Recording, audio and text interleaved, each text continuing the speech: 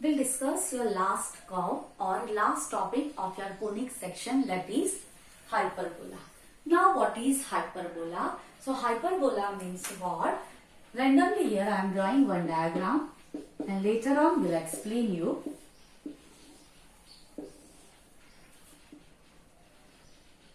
See, F1, F2. So what is a hyperbola? So a hyperbola is set of all points in a plane whose difference from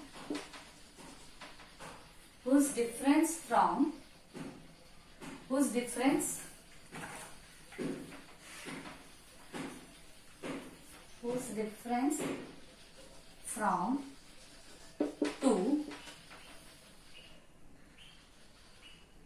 difference of distances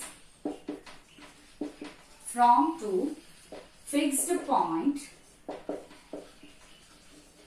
is constant. Now see, here I have written something. Now what it means? A hyperbola is set of all points. So let me draw here some points.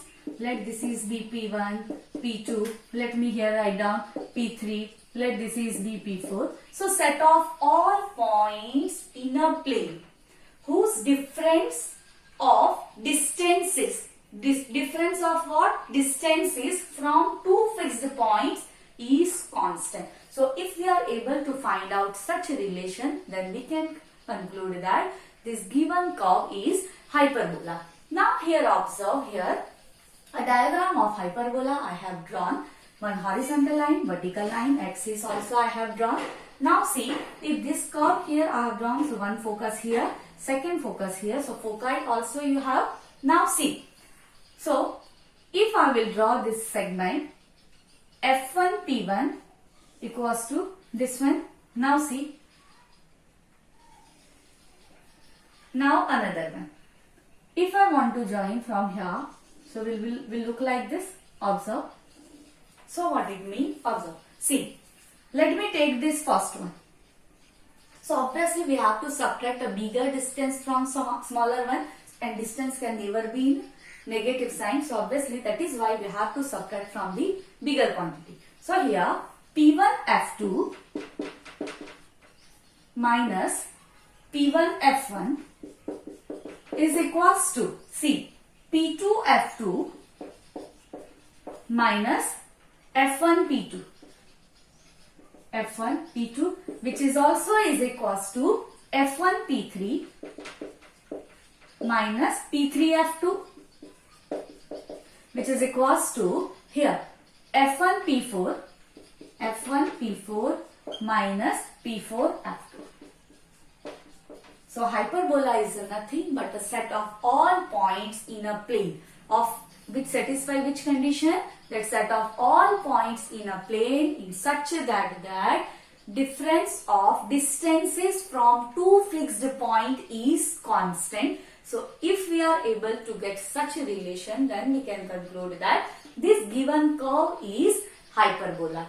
Now next is eccentricity. What is eccentricity? Eccentricity is a ratio E is equals to C by A. What you have studied in ellipse, that same thing only. In an ellipse you are having an oval shaped curve. Here also that. But in that, while both curves club together with your y-axis, here they both apart from y-axis. This much only difference between both. So here E is equals to C by A, such a ratio is called eccentricity. Now you may observe this horizontal line is called transverse axis. This vertical line is called conjugate axis. Now a segment which passes through this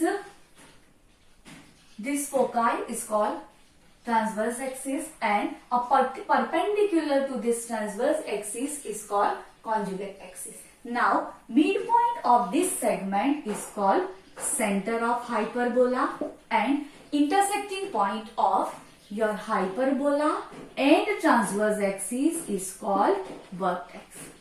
So this is also vertex, this is also vertex. It means at a time you are having two vertices, two foci, one center point. This one is a transverse axis and this one will be a conjugate axis. Now, next is standard equation of hyperbola we'll discuss.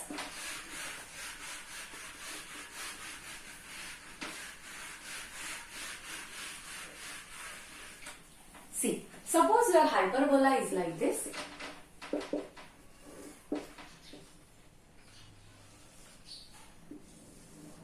See, these are your foci F1, F2. So, if your curve is, your diagram is along your transverse axis, so that time your focus will be C, 0.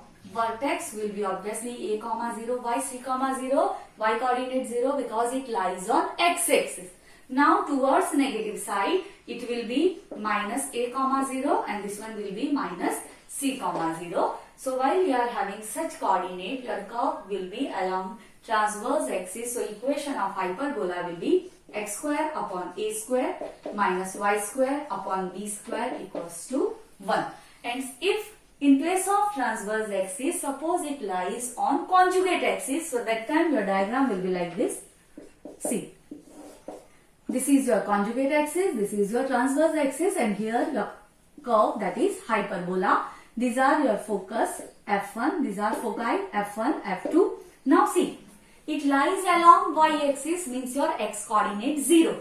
So here, its coordinate will be 0, C, vertex will be 0, A. Here also, intersecting point 0, minus A. This one will be 0, minus C. And intersecting point, that is center of the hyperbola, will be obviously 0, 0. And while your curve will be of this form, so that time its equation will be y square upon a square minus x square upon b square, which is equals to 1. And last one is a latus rectum. As like in an ellipse what I discussed, that same thing here also, that ellipse is a segment which passes through the foci and touches two endpoints of your hyperbola. So that segment is called latus rectum, and length of latus rectum is 2b square upon a. This formula you have to remember. So children, hope the concept of hyperbola understood to you. Once the concept of ellipse is clear in your mind, then I don't think that you will face any difficulty to understand the concept of hyperbola.